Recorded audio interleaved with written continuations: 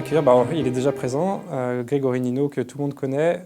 Alors pour peut-être le présenter quand même, malgré tout, Grégory Nino, il est professeur à l'Université de Montpellier. Il est chargé de la valorisation scientifique à l'Institut du cancer de Montpellier, à l'ICM. Il est diplômé d'un double cursus en sciences du sport et en psychologie appliquée à la santé. Ses travaux de recherche portent à la fois sur les modèles intégrés expliquant l'ajustement psychologique et comportemental à une maladie chronique et aussi, vous le savez, à l'évaluation des interventions non médicamenteuses. Il est l'auteur de très nombreux articles dans des revues scientifiques internationales et de plusieurs ouvrages, dont dernièrement le guide professionnel des INM, qui doit bientôt paraître en version anglaise. Dans une semaine. Dans une semaine. Et il a dirigé plusieurs labos universitaires, multidisciplinaires, qui s'intéressent aux problématiques de santé. Actuellement, c'est lui qui dirige la plateforme CEPS, et qui nous permet actuellement de faire ce congrès. Il anime enfin un blog sur les INM. Pour ceux qui ne connaissent pas, c'est www.blogensanté.fr. Et il va nous présenter maintenant les résultats du recueil d'avis sur la checklist des invariants méthodologiques d'évaluation des INM. Je lui laisse la parole. Merci beaucoup. Rebonjour à toutes et à tous. Je vous présente ce travail collaboratif réalisé avec la collaboration de Caroline Barry de l'INSERM, de Soumaya Benkader Balbolia, de François Carbonel, de Jacques Kopferschmidt, François Paille, Julien Nizar, Michel Nogues, Lise Rocher et enfin Bruno Falissard. Bruno ayant présenté tout à l'heure la question autour de ces définitions. Je vous présente cette checklist des invariants méthodologiques d'évaluation des interventions non médicamenteuses avec la collaboration d'un certain nombre de chercheurs et dans l'idée de la multidisciplinarité. Nous n'avons aucun lien d'intérêt dans cette communication et évidemment, pour reprendre le contexte général, on doit rappeler que le ministère des Solidarités et de la Santé encourage et soutient le développement de l'évaluation des interventions non médicamenteuses dans sa dernière stratégie nationale. Et tout l'enjeu aujourd'hui est d'arriver, comme on l'a évoqué au décours de ce congrès, de faire finalement une clarification sur les recherches, sur les définitions, et un nombre colossal d'auteurs ont pu évoquer cette question, d'Isabelle Boutron, de Bruno Falissard, d'Edzard Ernst, de Hoffmann et de Schwartz, l'Académie nationale de médecine également, la Haute Autorité de Santé, l'ANSES, l'OMS, le Sénat, bref, un nombre incalculable aujourd'hui d'appels de scientifiques sont faits et de décideurs pour justement différencier ce qui relève des pratiques fondées sur les faits, sur les données probantes, de celles qui vont être plutôt illusoires et voire fallacieuses et dangereuses. Et tout l'enjeu, évidemment, c'est de se centrer sur ces interventions non médicamenteuses. On parle bien des interventions non médicamenteuses dans une approche de santé qui devient de plus en plus intégrative et où ces interventions sont complémentaires des traitements biomédicaux autorisés et évidemment vont être complémentaires d'autres modalités comme des actions éducatives, sociales, artistiques, spirituelles et également des démarches environnementales. Donc ce sont des solutions qui peuvent être soit à visée thérapeutique, soit à visée préventive et sur lesquelles, évidemment, elles exigent des méthodologies qui sont des méthodologies adaptées. Et tout l'enjeu, c'est finalement de sortir des opinions des uns et des autres, potentiellement uniquement centrées sur des croyances, sans avoir pratiqué. Et la recherche est en train d'avancer en commençant à collecter. On a eu un certain nombre de communicants aujourd'hui présentant des expériences, donc des pratiques fondées sur l'expérience patient et ou l'expérience professionnelle. Et je pense que c'est évidemment des progrès scientifiques nets, de la même façon que des pratiques fondées sur des données probantes, sur lesquelles évidemment l'idée c'est d'aller un petit peu plus loin avec des études comparatives qu'on peut appeler des études interventionnelles sur lesquelles on peut avoir différents marqueurs, des marqueurs biologiques, des marqueurs psychologiques, des marqueurs comportementaux, des marqueurs de qualité de vie, des marqueurs économiques et sur lesquels on va pouvoir tester de l'avant-après pour les méthodes les plus simples, interventionnelles, à des études qui vont être contrôlées, donc avec un autre groupe contrôle sur lequel on peut avoir soit du soin courant, soit des pratiques qui vont être spécifiques avec une autre intervention interventions non médicamenteuses. Et il peut y avoir également l'essai randomisé contrôlé, mais qui n'est pas obligatoire dans le cadre des interventions non médicamenteuses. Un certain nombre de personnes l'ont rappelé durant cette journée. Donc le travail que nous avons réalisé pendant quasiment 2 ans était d'abord une revue de la littérature des modèles évaluant les interventions non médicamenteuses. Et il y a eu 2 thèses réalisées. Une thèse, et je tiens à remercier François Carbonel ici, qui a fait un travail absolument considérable pour recenser les modèles évaluant les interventions non médicamenteuses. Et également Madame Guéguin, qui a été dirigée par Caroline Barry et Bruno Falissard. Et finalement, on n'a pas de consensus aujourd'hui et pour l'instant de validation, de surveillance de ces interventions non médicamenteuses. On en trouvait 46 en 2019. Donc tout l'enjeu est de savoir s'il y aura, et on va continuer vers une entropie des modèles, ou au contraire, est-ce qu'il faut travailler et réfléchir à une définition commune avec des points communs. Et c'est finalement la solution qui a été proposée en disant on ne va pas proposer un modèle, on n'en est pas là, clairement, mais par contre réfléchir à comment on peut concevoir des invariants méthodologiques qui pourraient servir tous les chercheurs s'intéressant à l'évaluation de ces pratiques. Et donc nous avons établi une deuxième phase sur laquelle l'idée était de proposer donc une checklist issue de réunions d'experts sur les invariants évaluatifs des interventions non médicamenteuses. Nous avons donc travaillé à la rédaction d'un document projet sur ces invariants. Nous avons fait une réunion d'experts le 11 septembre 2019 et nous avons ensuite fait 2 sessions de validation à distance pour que nous ayons les points d'accord à 100% sur ces dénominateurs communs. L'idée était d'avoir que des points évaluatifs communs et ainsi nous avons pu proposer en ligne donc une version, cette version étant diffusée et permettant des échanges et permettant d'avoir des retours sur cette grille et vous allez voir les résultats de ce travail. Je voudrais ici remercier la société Calia qui nous a permis de pouvoir diffuser cette checklist pendant 3 mois et nous avons donc entre janvier et mars 2020. Et donc nous avons recueilli un certain nombre de résultats. Et donc je vais vous présenter cette checklist. Mais évidemment, les chercheurs, les uns les autres, on a vraiment pensé qu'il était important de définir ce dont on parlait. Encore une fois, il y a beaucoup de définitions et ces définitions ne sont pas nécessairement consensuelles et on ne trouve pas forcément les mots qui conviennent. Donc pour l'instant, on s'est dit qu'il fallait absolument avoir une définition à minima consensuelle et donc nous l'avons définie de cette façon-là. Bruno Falissard l'a évoqué.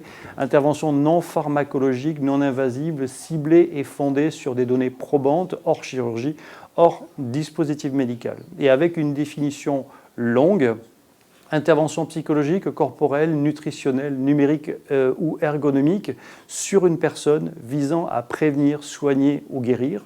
Elle est personnalisée et intégrée dans son parcours de vie. Elle se matérialise sous la forme d'un protocole. Elle mobilise des mécanismes psychosociaux connus ou hypothétiques. Elle a fait l'objet d'au moins une étude interventionnelle publiée, menée selon une méthodologie reconnue ayant évalué ses bénéfices et ses risques. Et donc ce papier est en cours d'expertise. On espère qu'il pourra être publié très prochainement. Les résultats de ces invariants, nous avons établi 8 invariants généraux. Premier point, respecter la réglementation en vigueur relative au type de recherche choisi, notamment en matière d'éthique, de protection des personnes, d'information des participants et de promotion de l'étude. Deuxième point, et donc évidemment on l'illustrait à chaque fois, suivre les procédures en vigueur sur la protection des données. Le troisième point, s'appuyer sur une revue de littérature scientifique internationale justifiant l'intérêt de l'étude. 4. Publier systématiquement les résultats d'une étude dans une revue scientifique à comité de lecture et indexée ou dans une archive scientifique ouverte. Ensuite, nous avions donc l'idée de déclarer les liens d'intérêt et les soutiens financiers de l'étude, enregistrer tout chercheur impliqué dans l'étude dans un registre international et en particulier ORCID qui est aujourd'hui la référence pour les chercheurs, mais il en existe d'autres. S'adresser à des structures de soutien méthodologique pour construire et mettre en œuvre l'étude, utiliser des référentiels internationaux correspondant à la méthodologie d'étude. Je crois que ça a été évoqué tout à l'heure, la question de poser la question d'une étude est essentielle, mais faire coller de façon pertinente la méthodologie qui peut répondre à la question est un élément essentiel. Et il y a aujourd'hui, à la fois à travers le consort, à travers le COREC, qu'on soit sur des méthodes de santé publique, qu'on soit sur des méthodes qualitatives ou sur des méthodes plus quantitatives, un certain nombre de référentiels qu'il faut absolument utiliser pour avoir une crédibilité au niveau des résultats qui sont obtenus et publiés. Évidemment, un invariant sur la population, préciser les caractéristiques de la population étudiée. Une intervention non médicamenteuse doit cibler cette population, par exemple sur la date de naissance, sur le lieu de naissance, sur le sexe, sur la pathologie, sur les sévérités, sur les factoriques, etc. Mais en tout cas, d'avoir une description plus fine de la population qui va être étudiée dans l'étude. Ensuite, 6 invariants sur l'intervention. La nommer, cette intervention, ça paraît simple, mais l'ostéopathie ne peut pas être une intervention non médicamenteuse. Il faut forcément descendre à un niveau un petit peu plus précis de la méthode ou du protocole ou du protogramme. Psychothérapie ne suffit pas, il faut de la même façon descendre de façon un peu plus précise. Et donc ça veut dire définir l'objectif de santé, c'est le point 11, décrire le contenu.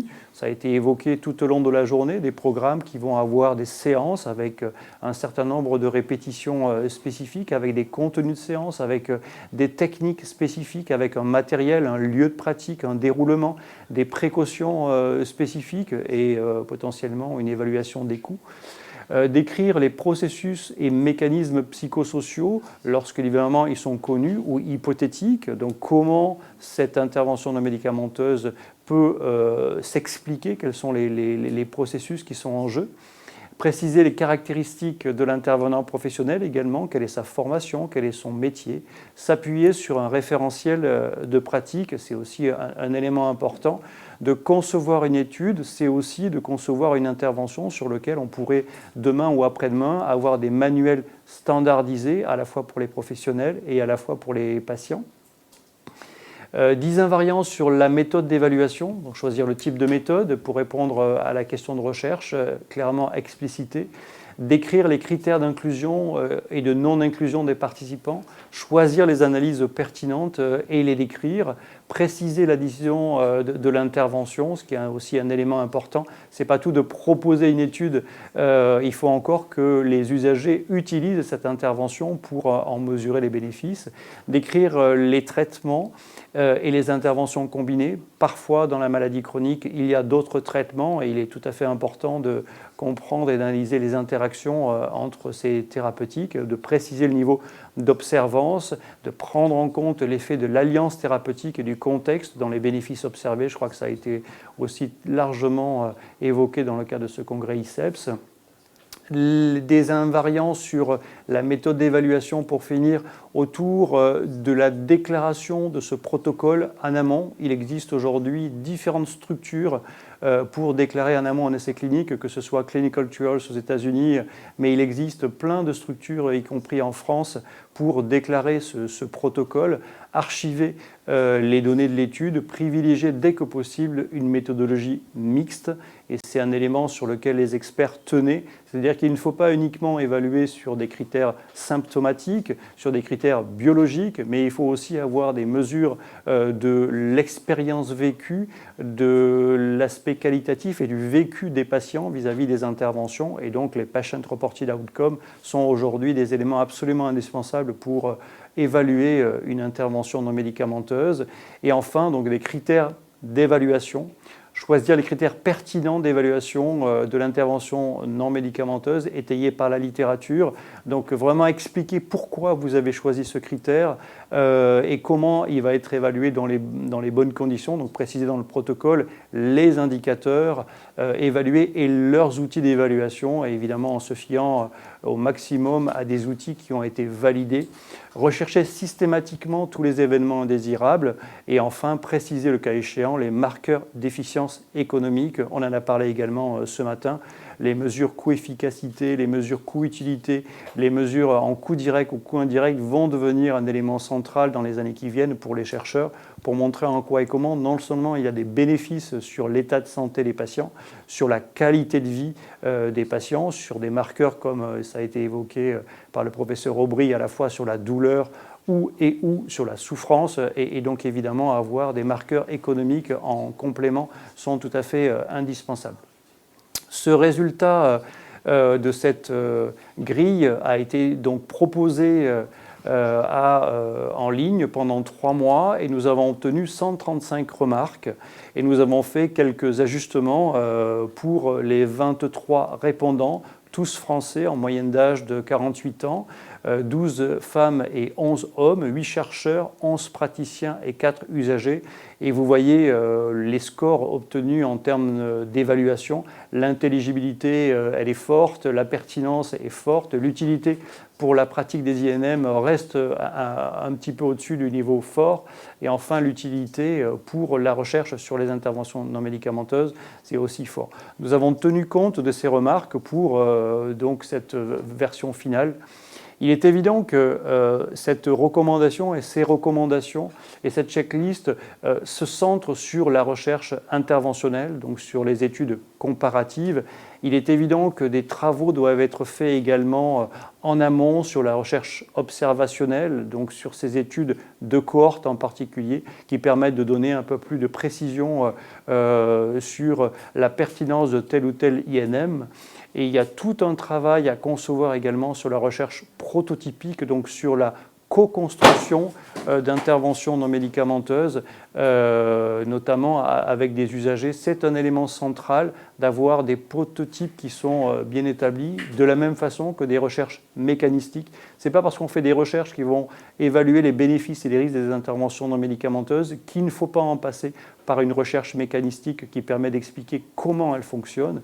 Et on l'a dit et on l'a redit, mais je crois que c'est un élément central. Même s'il y a eu des recherches interventionnelles, il doit y avoir après des recherches en implémentation, c'est-à-dire en mise en œuvre sur le terrain et sur lequel des ajustements doivent être pensés, optimisés pour que les professionnels tirent le meilleur de ces pratiques au bénéfice de leurs patients.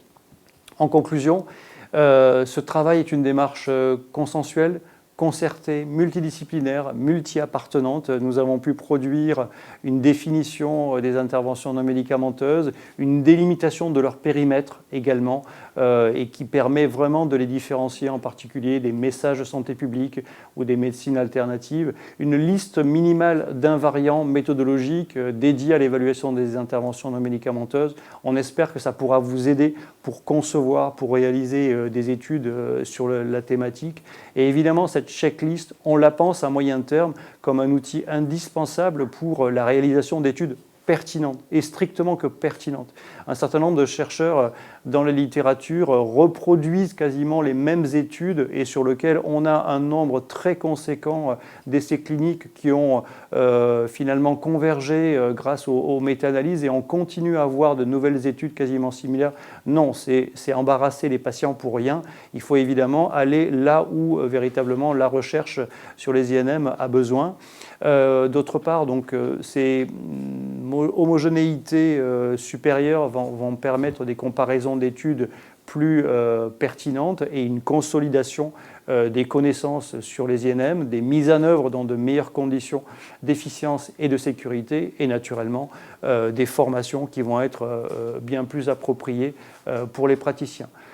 Ce travail était long, compliqué. Je voudrais remercier évidemment toute l'équipe qui a travaillé avec nous. Je les ai cités, mais Caroline Barry, Soumaya Benkeder Balbolia, François Carbonel, Bruno Falissard, Jacques Kopferschmidt, François Paille, Julien Nizar, Michel Noguès, Lise Rocher. Je voudrais également remercier les personnes qui nous ont aidés au décours de cette étude. Sonia Castelnau-Gonzalez, Jean-Marc Durand, Jérôme Maître, Fabien Millet et Alain Varnery. Et évidemment, ce travail ne peut se faire que parce qu'il a été généré par les réflexions que nous avons à la plateforme collaborative CEPS. Donc finalement, je les remercie toutes et tous parce que tous les projets qui sont initiés à la plateforme CEPS ne sont que des résultats d'échanges que nous pouvons avoir les uns et les autres. Et évidemment, je remercie également les participants à l'enquête en ligne. Pour celles et ceux qui voudraient avoir plus d'informations, il y a 2 ouvrages que le docteur Lenoir vient de citer, mais effectivement, sur le guide professionnel des interventions non médicamenteuses, publié chez Duno en 2019, et puis tout à fait récemment donc chez Springer en anglais sur la même thématique. Merci Grégory Nino. Alors, je ne vois pas l'écran savoir s'il y a des questions ou pas des internautes. Alors, je sais que les questions ont du mal à venir, donc vous pouvez d'ores et déjà poser vos questions si éventuellement il y en a. Moi, la question qui me vient tout de suite à l'esprit, c'est est-ce qu'il faut abandonner en fait les méta-analyses pour les interventions non médicamenteuses ou est-ce qu'il faut les garder est-ce qu'elles ont une utilité ? Un des plus grands experts du domaine qui a fait partie des premiers de l'evidence-based medicine et qui travaillait sur la BPCO s'appelle le professeur Lacasse qui est du Québec et il a écrit un papier quasiment un brûlot en disant il est temps que vous arrêtiez dans la BPCO d'évaluer les programmes d'activité physique pour ces patients parce que finalement, on a déjà plus d'une 50aine d'études qui sont en train de montrer que ces programmes d'endurance ont des effets tout à fait significatifs pour ces patients. Et il voyait arriver dans sa méta-analyse régulièrement de nouvelles études et au départ, il les rajoutait dans sa méta-analyse, dans sa Cochrane, et il a écrit un papier en disant « Stop !» Arrêtez. Là, on est dans le meilleur niveau de preuve de l'evidence-based medicine en disant il n'y a aucun souci, il faut absolument prescrire en première intention pour un patient BPCO un programme d'activité physique. Donc, s'il vous plaît, chercheurs, arrêtez de faire des essais cliniques sur des programmes d'activité physique d'endurance pour les BPCO, puisque finalement, on en a la preuve. Et je crois que c'est un élément très important. Ces méta-analyses sont nécessaires lorsqu'il y a potentiellement des polémiques, lorsqu'on n'est pas tout à fait sûr de la question des doses, de la question des contextes d'usage, des choix des patients, et elles sont nécessaires. En revanche, quand les convergences sont si fortes et que les preuves sont si fortes, cette méta-analyse là ne sert plus à rien, ou en tout cas elle est là pour dire stop, on ne doit plus produire d'études sur le sujet parce qu'effectivement on connaît la réponse. Par contre, peut-être que ça veut dire qu'on peut travailler différemment et peut-être travailler sur des méthodes d'implémentation. Ce que je dis, on n'est plus sur l'évaluation des bénéfices et des risques, mais on peut être sur des travaux qui vont être plus sur la mise en œuvre de ces interventions non médicamenteuses, et notamment des Québécois, et donc on évoquait Jean Bourbeau, mais travailler sur comment on peut le mettre en place, comment on peut mettre en place ce programme d'activité physique, même si on connaît le protocole, donc on voit bien l'intervention non médicamenteuse, mais entre des personnes qui sont très distantes, qui vivent à 2000 parfois kilomètres, très très éloignés, ou ceux qui sont très urbains à Montréal, on ne peut pas avoir strictement le même programme d'activité physique. Donc il faut l'ajuster, et donc à partir de là, il a inventé des modalités spécifiques, soit par la visioconférence, soit par des gestionnaires de cas à distance, par téléphone, pour arriver à faire pratiquer lorsque les personnes étaient à distance, alors que ce n'était pas du tout les mêmes pratiques qui étaient à Montréal, supervisées, encadrées en groupe. Et je pense que c'est ces 2 niveaux. On a besoin de données probantes, mais on n'a pas besoin non plus d'en faire trop quand on a des convergences de résultats. Et quand elles sont là, il faut effectivement avoir plutôt des réflexions sur la mise en œuvre, et d'autant plus intéressant d'avoir des méthodologies mixtes et d'interroger là l'expérience des patients pour avoir finalement des règles spécifiques d'ajustement. Bien. Alors parfois j'ai l'impression qu'il vaut mieux faire des gros essais cliniques avec une grosse population plutôt que plein de petits essais pilotes qu'on agrège pour faire en fait des méta-analyses qui vont souvent avoir des conclusions un petit peu molles puisque les essais sont souvent très hétérogènes, etc. Comment on arrive à faire ça? Qui finance en fait ces gros essais cliniques sur les interventions non médicamenteuses? Comment on peut arriver finalement à avoir des conclusions, on va dire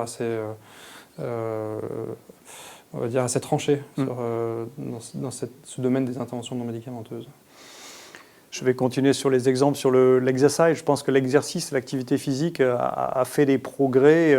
Quand les premiers essais ont été montés, ils étaient montés sur des populations très larges et en parlant d'activité physique, et ils parlaient uniquement par questionnaire, ou ils les évaluaient par questionnaire. Est-ce que des patients malades chroniques, par exemple, faisaient de l'activité physique? Et donc la population était tellement large et le niveau déclaratif était d'une imprécision assez conséquente que finalement on n'a pas pu arriver à dire autre chose en conclusion de ces méta-analyses, même s'il y avait une population très conséquente, en fait que oui, l'exercice a l'air favorable, mais lequel, comment, et avec beaucoup d'interrogations. Et en fait, la deuxième génération, c'est un peu le travail de la science, d'aller lentement mais avec un certain nombre de certitudes, d'avancer sur le fait qu'on ne peut plus dire l'exercice, mais on va bien découper en fréquence, en dose, en intensité et en sévérité de pathologie, et finalement commencer à dire, non, attention, dans ce cadre-là, c'est plutôt des exercices d'endurance, dans ce cadre-là, c'est plutôt des exercices de renforcement musculaire, dans ce cadre-là, c'est plutôt des exercices mixtes, dans ce cas-là, il faut plus travailler sur la souplesse, sur l'équilibre, et en fait, on arrive à des choses qui sont beaucoup plus fines. Et je crois que les interventions non médicamenteuses ne sont, comme l'a bien dit la Haute Autorité de Santé, qu'au début de l'histoire de la science. Donc effectivement, on y est allé de façon un peu artisanale, sur lequel c'était déjà important de montrer qu'il y avait des bénéfices sur l'activité physique. Tout l'enjeu, c'est d'aller au-delà et de commencer un petit peu à préciser les doses. Et donc quand on rentre dans le sujet et quand on voit comment il est complexe, effectivement, si on reste sur l'idée de c'est une intervention complexe, on n'arrivera jamais à véritablement former les praticiens, non seulement les médecins comme vous, à prescrire de façon pertinente les interventions non médicamenteuses, mais aussi les professionnels pour progresser sur la qualification, la description de ces programmes, mieux former leurs confrères et potentiellement également faire progresser, différencier ces programmes. Et on voit, ça s'est tout à fait passé dans les exemples comme la prévention de la chute, sur lequel on avait des messages très génériques pour les personnes âgées. Il faut faire plus de marche, il faut que les personnes âgées marchent plus. Et on se rend compte que non, c'est pas suffisant de marcher plus. Il y a bien des séances spécifiques avec une fréquence particulière. Et jouer aux fléchettes n'a encore pas permis de prévenir la chute. Par contre, des programmes de renforcement musculaire spécifiques vont avoir là, chez la personne de plus de 80 ans, des effets tout à fait significatifs avec une réduction de chute accidentelle divisée par 2 au bout d'une année. Mais ce n'est pas n'importe quel programme. Donc c'est bien une intervention non médicamenteuse. Et c'est vrai que voilà, tout cet enjeu, c'est de sortir un peu des sentiers battus du manger mieux, bouger plus, et d'un mode de vie finalement à des solutions qui vont être beaucoup plus personnalisées et sur lesquelles, au décours de parcours de soins et de parcours de santé, peut-être que les patients, les utilisateurs vont utiliser plusieurs interventions non médicamenteuses consécutives. Donc pour l'activité physique et pour la nutrition, les protocoles peuvent être effectivement très précis, les programmes précis. Après, pour les méthodes on va dire manuelles ou l'ostéopathie par exemple, qui est je pense un bon exemple, comment arriver en fait à le transposer en un programme en fait précis, sachant que les ostéopathes s'adaptent assez facilement à tout un tas de situations, pas une pratique en fait très homogène. Comment on arrive à intégrer en fait ces INM dans la pratique par exemple d'un ostéopathe, parce que je trouve que c'est un bon exemple de praticien.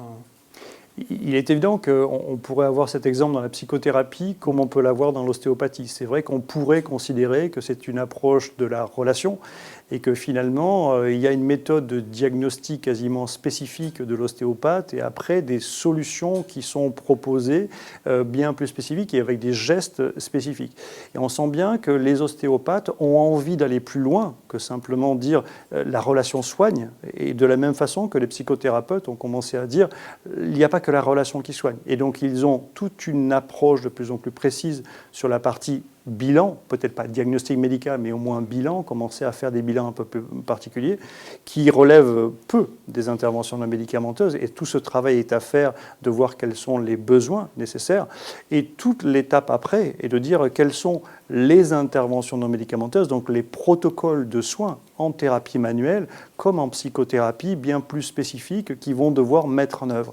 Et c'est vrai qu'il y avait une réticence très forte, y compris des psychothérapeutes il y a à peu près une vingtaine d'années, en disant c'est d'abord la relation qui soigne. Bien sûr que les interventions non médicamenteuses, elles sont médiées par des humains et bien sûr que cette relation, elle est indispensable et elle va permettre des bénéfices. C'est indiscutable. Il faut qu'il y ait un savoir-être, il faut que le cadre, le dispositif soit approprié pour que le patient fasse de l'empowerment. Mais à côté de ça, il y a des protocoles. Et la recherche est en train de montrer que certains protocoles sont meilleurs que d'autres. Donc en résumé, un ostéopathe va avoir, au fur et à mesure que des ostéopathes sont en train de publier, il y a des résultats qui sont très très intéressants, ce n'est pas uniquement l'approche patient, mais bien des méthodes particulières qui vont aller chercher.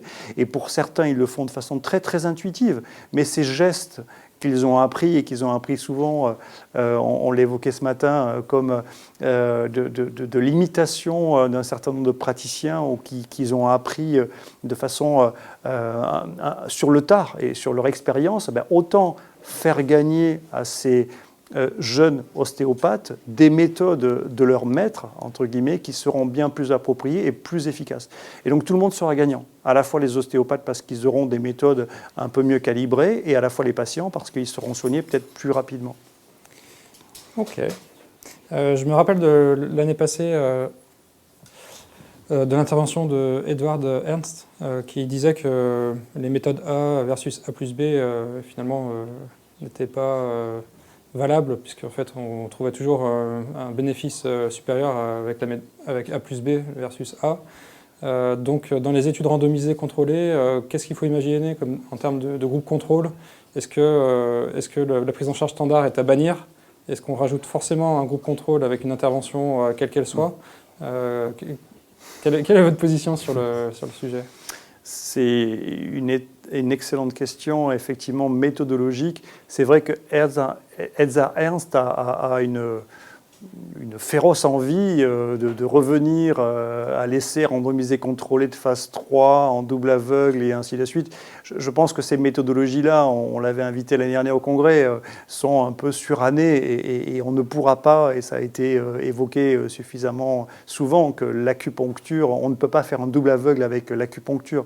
Il y a un certain nombre de limites sur lesquelles on ne doit pas aller et donc ces ajustements sont nécessaires. C'est pour ça qu'on encourage l'idée de dire il faut qu'on change et qu'on ajuste un certain nombre de paramètres méthodologiques sans changer radicalement de paradigme, mais bien d'avoir des études rigoureuses. Et ce n'est pas parce qu'on fait de la recherche qualitative, pas parce qu'on fait une étude comparative qu'on ne doit pas être rigoureux. Et vraiment, la checklist est là pour dire appuyez-vous sur une méthodologie rigoureuse sur laquelle vous n'aurez pas à le refaire une deuxième fois. Et ce sont des investissements importants, financiers, humain, matériel, et y compris pour les patients, et de temps perdu à faire une étude, à la concevoir, autant la faire le mieux possible.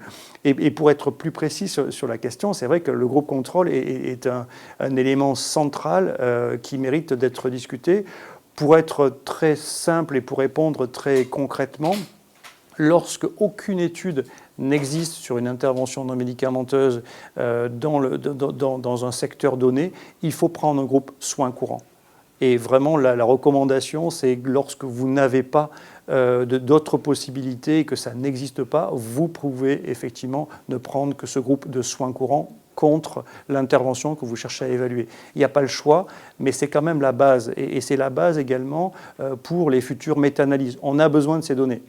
Par contre, lorsqu'il y a une abondance de littérature, le groupe contrôle standard soins courants n'a plus aucun sens. Et effectivement, là, on peut commencer à comparer des groupes. Mais pour aller plus loin, docteur Lenoir, je pense qu'il y a aussi l'idée de la combinaison d'interventions non médicamenteuses. Et je pense que demain, on va aller aussi, est-ce que c'est ce que les Anglais recommandent, est-ce que ce qu'on voit arriver dans l'Institut du cancer de Montpellier, sur lequel on fait ces études-là, de commencer à dire, attention, ce n'est pas uniquement une intervention non médicamenteuse, ce n'est pas uniquement un programme d'activité physique, par exemple, mais ça peut être aussi un complément alimentaire, ça peut être aussi une méthode de kinésithérapie. Donc en gros, il peut y avoir un package d'intervention et effectivement quel est le groupe contrôle qui va être à évaluer, c'est toute une question après méthodologique, mais l'enjeu c'est effectivement de dire qu'on est là dans la connaissance de la littérature et quand la connaissance de la littérature est suffisamment étayée, on peut arriver à définir des groupes contrôle, soit soins courants, soit de façon plus détaillée avec plus d'interventions. Ok, très bien. Donc, on m'annonce que le temps imparti est écoulé. Alors, bon, merci pour cet échange et cette présentation sur la checklist des invariants qui, j'espère, va être reprise et utilisée abondamment par les chercheurs INM.